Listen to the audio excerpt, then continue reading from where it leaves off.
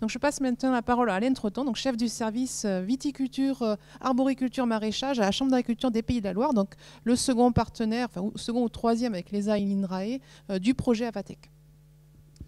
Merci, bonjour à toutes et à tous. Vous m'excuserez pour ma voix parce que j'ai quelques soucis de cordes vocales, mais bon, je vais essayer de tenir pendant quelques minutes. Donc on m'a demandé effectivement de parler des enjeux du secteur vitivinicole, donc je vais le faire effectivement avec en termes de témoins en fait de ce secteur viticole que je connais depuis 25 ans maintenant, donc au travers de différentes missions, et celle-ci est elle-même en train d'évoluer.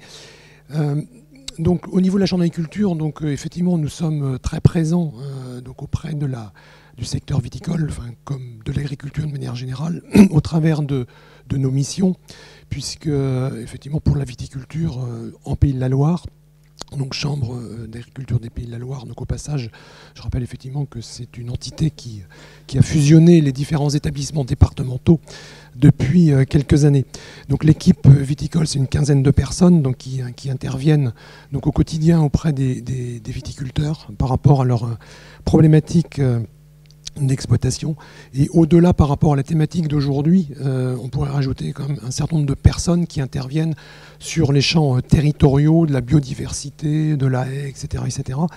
Donc je ne vais pas aller beaucoup plus loin, mais donc la question de la transition agroécologique, effectivement, ça a été dit, j'y reviendrai pas, mais c'est quand même un fil rouge pour nous depuis des années. Alors la terminologie, elle a évolué, c'est un concept, c'est vrai que nous aussi, on se pose la question un peu régulièrement de finalement qu'est-ce qu'on y met derrière. En tout cas, agronomie, c'est quelque part nos métiers de base, écologie, ça vient se raccrocher.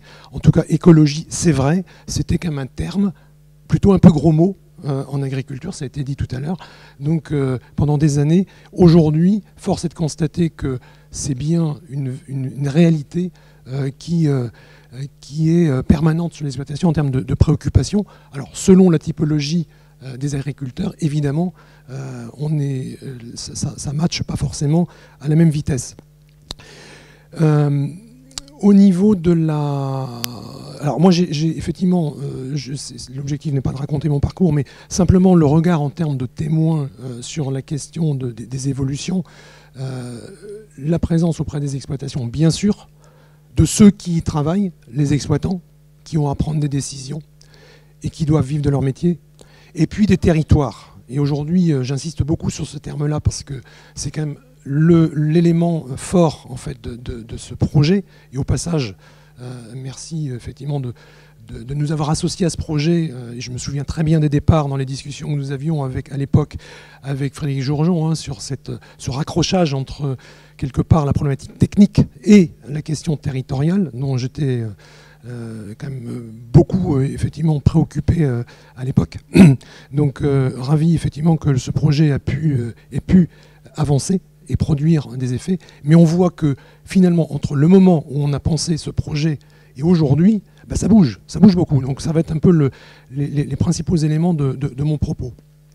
Alors déjà, la filière viticole, donc juste la rappeler, hein, donc, en Pays de la Loire, donc, c'est à peu près un peu plus de 30 000 hectares de vignes. Hein, donc c'est très significatif. Au sein du bassin Val-de-Loire, donc les Pays de la Loire représentent un peu plus de la moitié effectivement du périmètre en matière de surface. C'est au dernier RGA qui est en cours de traitement et de dépouillement, donc 2020, à peu près 1200 exploitations spécialisées. Je pense qu'il faut en rajouter quelques centaines en termes de faisans, donc par rapport à un atelier secondaire viticole. Donc c'est pas mal de monde. C'est beaucoup de monde à y travailler, hein, donc, puisqu'on a plutôt un tassement, je dirais, des exploitants, hein, donc au profit des salariés. Et au passage, effectivement, c'est une vraie problématique aussi, cela, donc de trouver la main-d'œuvre. Alors, la question des enjeux, en fait, j'y reviendrai, mais ils sont identifiés au travers de grands plans, de grands plans nationaux. Je vais pas tous les citer, mais on a Ecophyto, sur lequel nous sommes, nous, investis depuis des années. Il y a le plan plus récemment climat, donc, etc. on pourrait en citer d'autres. Il y a au niveau régional un plan qui a été travaillé au niveau de la filière, c'est le plan filière viticole, et je vois les gens d'Interloire qui sont là, donc quelque chose qui a été repris au niveau du plan national, redécliné au niveau régional, et nous avons contribué donc ensemble à écrire les priorités, donc les professionnels les ont décidé prioriser. Donc effectivement la question environnementale a pris toute sa place dans ce plan, hein, donc avec bien sûr les enjeux à la fois de la transition, des pratiques et les problématiques environnementales, d'évolution climatique. Hein, donc je ne rentre pas dans les détails, mais avec une volonté quand même très affirmée qu'à 2030, l'ensemble des exploitations soient engagées dans des démarches environnementales. Donc ça, c'est quand même un fait qu'il faut rappeler, et c'est même plus ambitieux que le plan de la filière au niveau national. Donc une vraie volonté réaffirmée à ce niveau-là. Et après, on a des plans plus locaux, hein, qui viennent compléter en synergie. Hein, je vais juste en citer un travail de fond qu'on a pu faire aussi au niveau du vignoble nantais sur un programme en fait, d'action avec l'agence de l'eau, en contrat territorial de bassin. Voilà. Donc c'est pour dire effectivement que ces enjeux sont déclinés au travers de plans d'action. Donc les enjeux finalement, quand je me suis posé la question, qu'est-ce qui est en jeu finalement, hein, derrière tout ça, il y a déjà la production en tant que telle. La viticulture est une activité de production, hein, en tant que telle, c'est une économie. Alors c'est pas majeur, c'est pas premier en fait au niveau des Pays de la Loire. Il y a bien d'autres productions, mais elle est très significative quand même. Donc c'est bien maintenir l'économie. Et c'est vraiment très très important ça, parce qu'on voit bien, nous qui sommes à la croisée effectivement des disciplines, y compris celles économiques, que c'est pas rose tous les jours sur les systèmes, et qu'il y a un vrai enjeu de reconquête économique. Sur les territoires, et par rapport à ce qui a été dit, effectivement, la dimension du terroir, j'y reviendrai pas, c'est pas mon domaine, mais les vignobles sur les territoires, c'est pas immuable. Et aujourd'hui, on voit bien, et j'en étais témoin, acteur, à certaines occasions, il faut négocier sa place. Ça ne s'inscrit pas dans la durabilité, enfin ça ne s'inscrit pas comme ça, je suis là et j'y reste et j'ai de compte à rendre à personne. Non, aujourd'hui ça se discute. Hein. Donc le voisin, le riverain, il a son mot à dire et il le dit et ça percute. Hein. Et c'est très très prégnant, surtout et d'autant plus qu'on est proche de grandes villes, en secteur périurbain ou dans des secteurs à forte densité urbaine. Et ça va se renforcer. Ces questions-là, elles sont plus encore devant nous.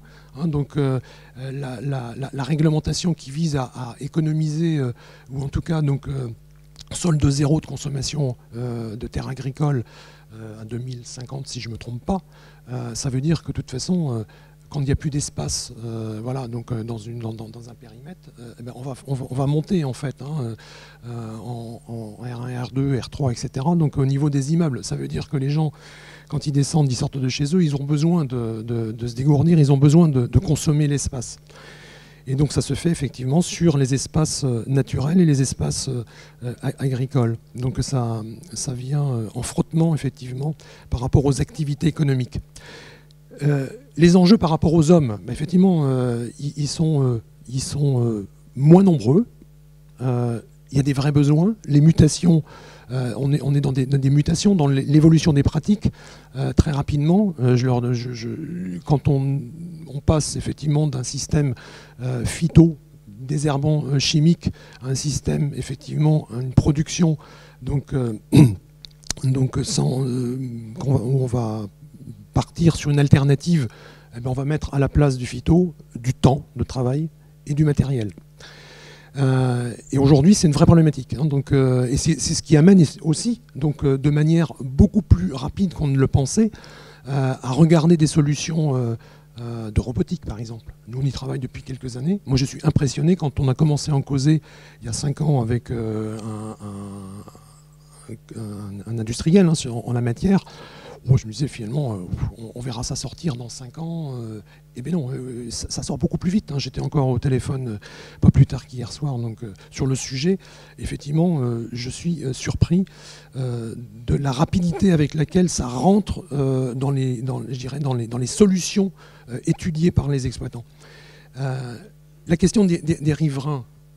Effectivement, j'ai l'habitude de dire effectivement que la périphérie, l'environnement en fait d'une production, on parle de l'attente sociétale. Alors ça c'est pareil, on pourrait en parler pendant une journée. Hein, donc l'attente sociétale, quelque part, on a à composer quand on produit avec celui qui va consommer, le consommateur. Donc il a ses propres préoccupations, mais il choisit. Hein, donc il choisit. Donc encore que avec les évolutions que l'on connaît.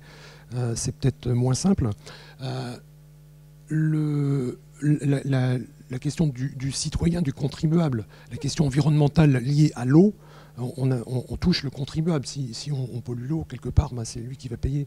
On va tous mettre un petit peu d'impôt pour corriger le tir. Par contre, la question de l'air, la question de l'impact effectivement environnemental sur l'air, ça touche véritablement le riverain. Et c'est là que le problème est devant nous. Là, hein. Donc clairement, on a travaillé, nous, sur le sujet depuis quelques années, donc, sur la question du lien entre les pratiques et la qualité de l'air. Je peux vous assurer que c'est vraiment devant nous et ça va s'amplifier. Donc, puisque aujourd'hui, les mesures de surveillance, donc elles sont permanentes et elles sont publiques, hein, donc, et c'est bien normal quelque part. Mais donc tout à chacun donc, peut aller regarder et s'interroger et interpeller en fait l'agriculteur qui est proche. Voilà. Et puis effectivement le changement climatique, voilà, donc c'est une vraie réalité. Ça fait 20 ans qu'on en cause, ça fait seulement quelques années que vraiment on se dit bah oui finalement on y est. Et simplement en viticulture quand on voit les dernières années et encore cette année avec le gel, voilà, quand on disait moi quand j'ai démarré à côtoyer le secteur viticole, j'entends encore des vignerons qui disaient ben, voilà, oh là là, quand on a une grosse année de gel dans notre carrière, c'est déjà pas mal, quoi, hein. Donc aujourd'hui, force est de constater quand même que sur les dernières années, bah, c'est la majorité des années, quoi. Donc alors forcément, pas forcément touché de la même manière d'un secteur à l'autre. En tout cas, c'est extrêmement prégnant. Donc moi aujourd'hui, je vois derrière tous ces enjeux, on est passé d'une économie de production, marché, d'une économie d'environnement, et moi j'ose croire, enfin je dis, hein, on passe dans une économie aussi de rupture. Ça n'enlève pas les autres, hein, mais de rupture. Il faut composer avec ces ruptures climatiques, ces ruptures effectivement à différents niveaux, et puis ce qui se passe actuellement en termes de géopolitique, voilà, ça va impacter durablement. Et je pense qu'à l'échelle de l'exploitation, à l'échelle du décideur, eh ben, effectivement, il y a un terme sur lequel je veux juste rebondir, ce que vous avez dit, la complexité. C'est comment, à l'échelle de l'exploitation, je gère en fait cela. C'est pas linéaire. Hein, donc, voilà. Donc, donc les enjeux, ils sont bien identifiés. Je pense que de manière explicite ou implicite à l'échelle des exploitations, je pense qu'ils sont bien là. Mais ça bouge très vite. Donc, puisque je vais prendre quelques repères. Hein. Donc, au niveau de l'évolution, quand je citais le plan filière tout à l'heure, et la volonté d'aller assez vite sur les évolutions en fait vers des démarches environnementales, si je prends l'évolution vers la bio depuis quelques années, ça bouge pas mal. On est pas loin de 25% effectivement d'exploitations qui sont tournées vers la bio. Et HVE, la haute valeur environnementale. Donc la viticulture s'en est saisie. Rapidement, alors avec beaucoup de débats derrière, mais en tout cas aujourd'hui, on a, quand on cumule les deux certifications, on fait un travail commun avec l'interprofession pour recenser cela. Donc on est à peu près à 75% d'exploitations engagées, hein, donc, pour ne citer que ces démarches-là, mais il y en a d'autres qui sont peut-être intermédiaires. Donc voilà. Alors, évidemment, quand on dit ça, il faut pas croire que tout le monde a bougé à la même vitesse, que ça se fait aussi, d'une certaine manière, sous la forme contraignante, puisque quelque part, c'est une quasi-obligation par le marché que de rentrer dans ces démarches-là. Donc, on voit, nous, dans les gens qu'on accompagne, ceux qui sont arrivés en premier de manière très volontaire et volontariste pour valoriser et faire reconnaître finalement leur pratique au travers de ces démarches, et ceux qui arrivent un peu plus dans les deuxièmes wagons de manière un peu plus forcée, mais les pratiques évoluant, ne serait-ce qu'au travers des réglementations ou des molécules qu'on n'a plus en phyto par exemple, font que voilà, donc on avance. Mais ce qui est important derrière, c'est aussi le levier que ça engage, puisque quand on y est, on est quelque part dans une démarche, même si elle est quelque part un peu contrainte, où on va chercher à progresser, pas tous à la même vitesse. Alors, progresser, oui, mais là aussi pas forcément de manière complètement volontariste, ou pas que, en tout cas, puisque pour être aussi dans ce débat sur l'évolution, par exemple, de HVE aujourd'hui, donc on est en plein dedans dans les jours, là, donc sur l'évolution des critères, on fait rentrer tout le monde dans une mécanique, et après on active les cliquets, donc, et on va resserrer. Donc, et là, il y a une véritable obligation. Donc l'objectif, ça va pour nous être d'être en vigilance sur le fait de ne pas trop perdre de monde, et en tout cas ceux qui pourraient être à la limite de l'exercice, de les accompagner pour qu'ils puissent rester dans le jeu. Voilà. Donc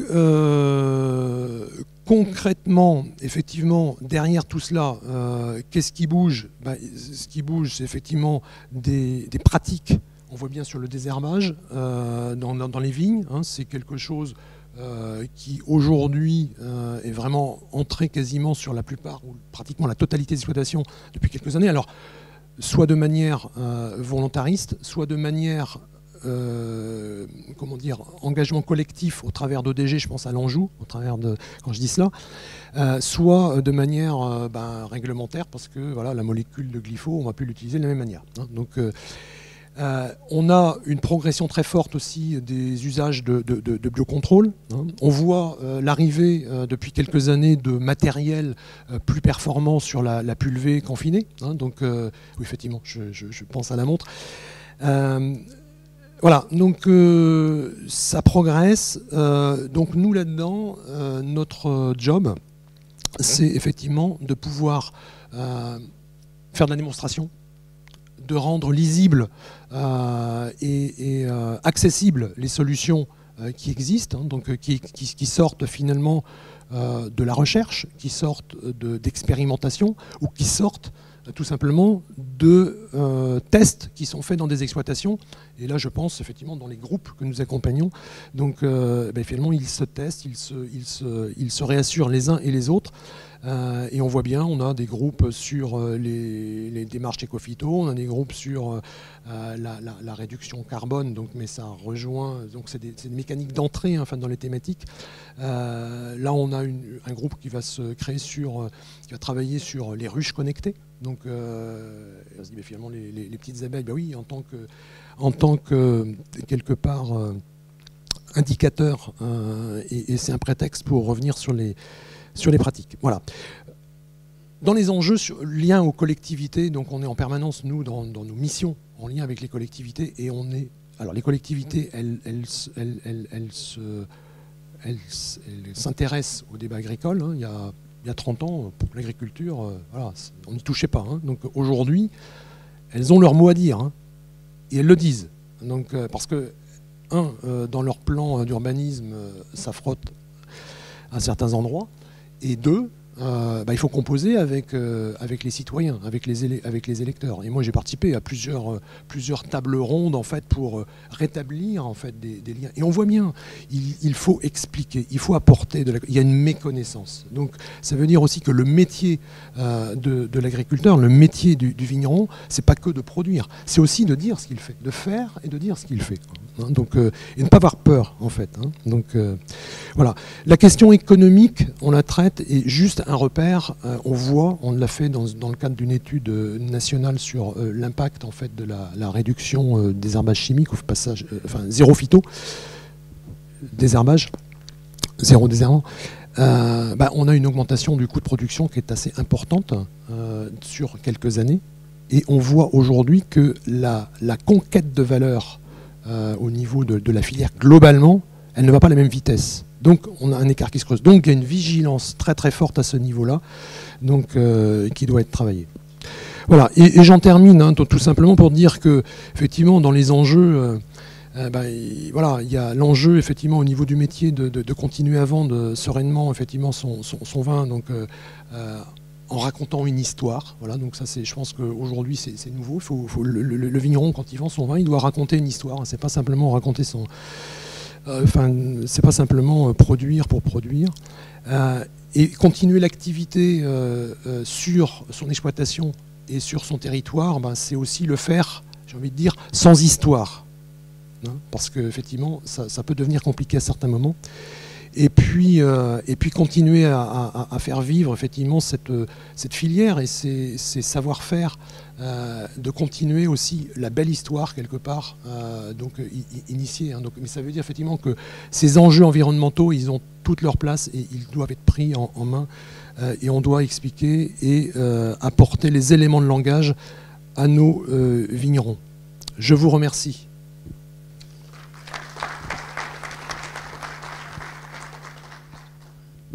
Merci beaucoup Alain.